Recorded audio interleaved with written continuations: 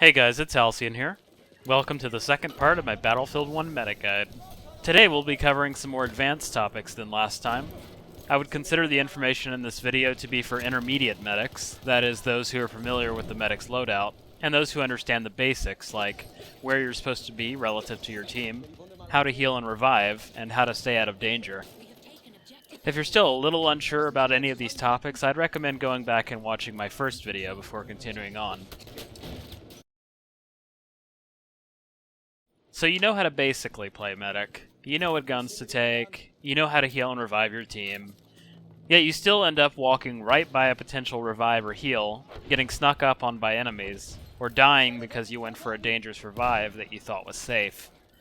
If this sounds familiar, then there's still a very important skill that you're lacking: situational awareness.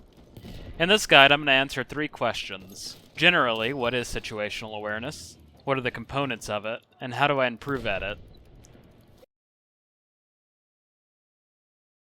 Situational awareness means being aware of everything that is going on around you in the moment, understanding it in the context of the game, and applying that understanding to your decision making. It sounds like common sense when said like this, but make no mistake, it's a skill that is severely lacking in the majority of players. It should be noted that the information here can be applied not only to the medic class, but also to other classes, vehicle gameplay, and even to other games. There are 3 components to situational awareness: eye movement, camera movement, and hearing. Eye movement is pretty straightforward. It's moving your eyes around the screen to take in all the information available.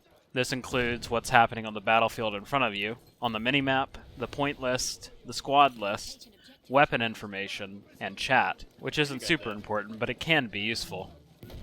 If you ever watch the pros play League of Legends, for example, take a look at their eyes, or search for videos of pro players using eye trackers. The best players' eyes are constantly darting around the screen and processing vast amounts of information. I saw an interesting video about this a while back, which I'll put a link to in the description. Camera movement means turning your in-game camera to look around. How often do you do a quick spin to check your surroundings? Hearing means paying attention to the sounds around you. Is there gunfire nearby? How about vehicles? Do you hear any grenades being thrown? Or footsteps sneaking up behind you? Obviously, your ability to use hearing is limited by your setup. If you have headphones, you'll be able to more accurately use sound than someone with, for example, television speakers, or limited sound, such as people who listen to music while playing. While not as important as the other 2, proper use of sound is the icing on the cake when it comes to being aware of your surroundings. Like any skill, situational awareness must be trained.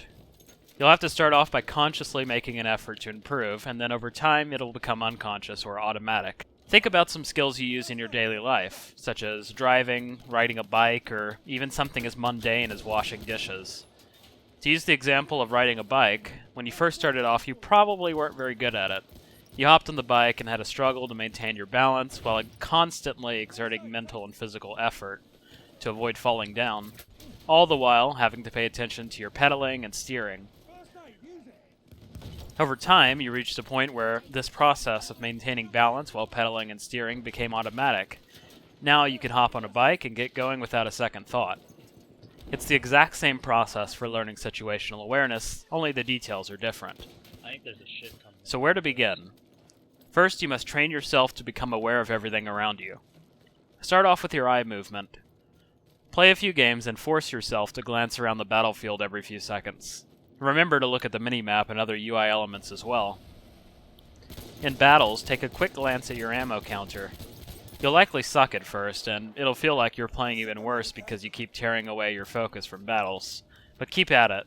Get to the point where it doesn't feel like you have to try to look around anymore.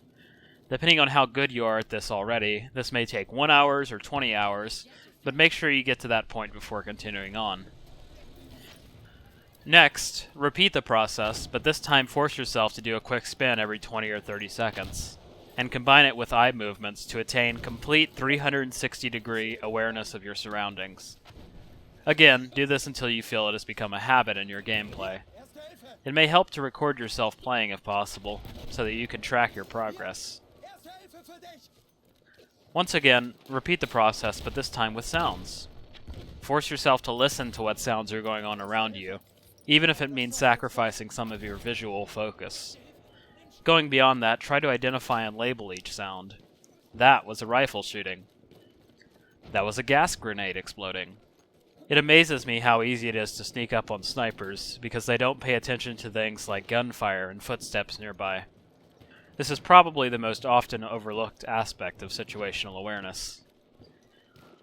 Once you've got these steps down, you'll have to work on understanding and applying the information you gather from your surroundings to your decision making. This is pretty simple in most cases. It's hard to give specific advice on how to do this, but start thinking about what actions you take based on what information you have available. For example, if you see some teammates in need of a revive, but the area is covered by enemies, should you go in anyway, or back off and keep yourself alive? I'll cover some more elaborate situations and strategies in the expert guide. The smoke grenade is a good loadout choice for the medic. There are many situations where it can be used to give yourself an edge in combat and survivability. The smoke grenade creates a large cloud of smoke, which heavily obscures the vision of anyone who enters it, and prevents enemy icons from showing up on the screen. It can also be used to block line of sight. This makes it useful for crossing gaps that the enemy is watching. Even though they can shoot through it, they're much less likely to hit you.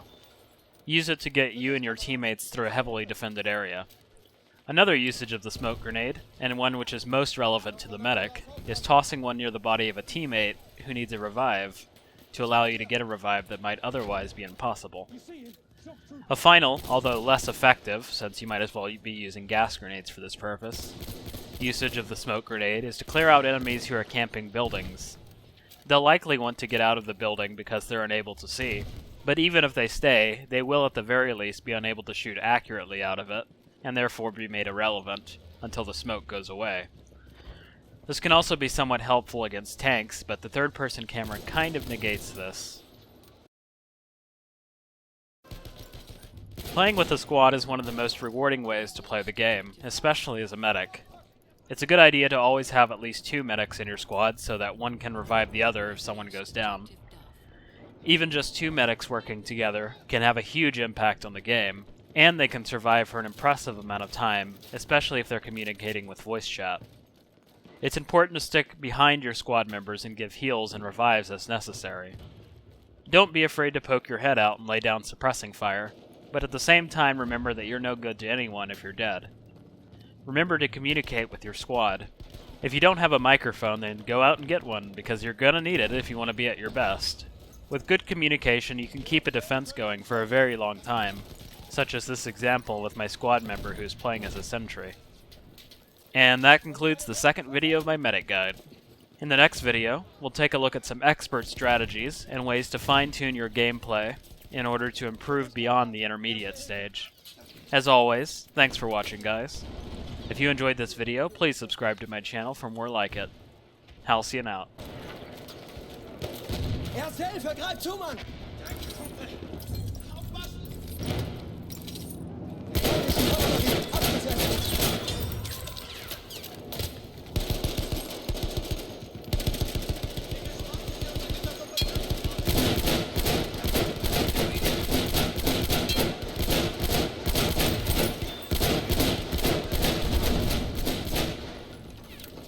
Erste Hilfe. Damit kommst du auf die Beine.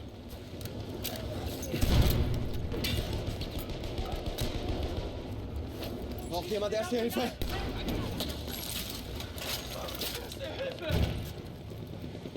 Erste Hilfe, greif zu!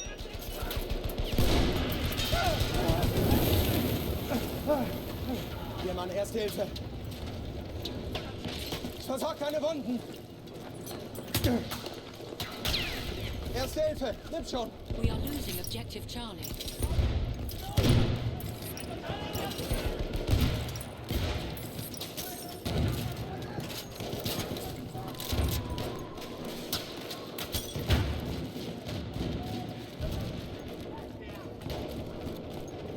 Erste Hilfe, greif zu, Mann!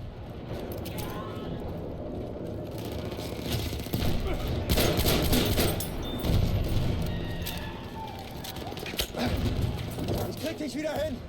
Hier, Erste Hilfe. Hier, erste Hilfe.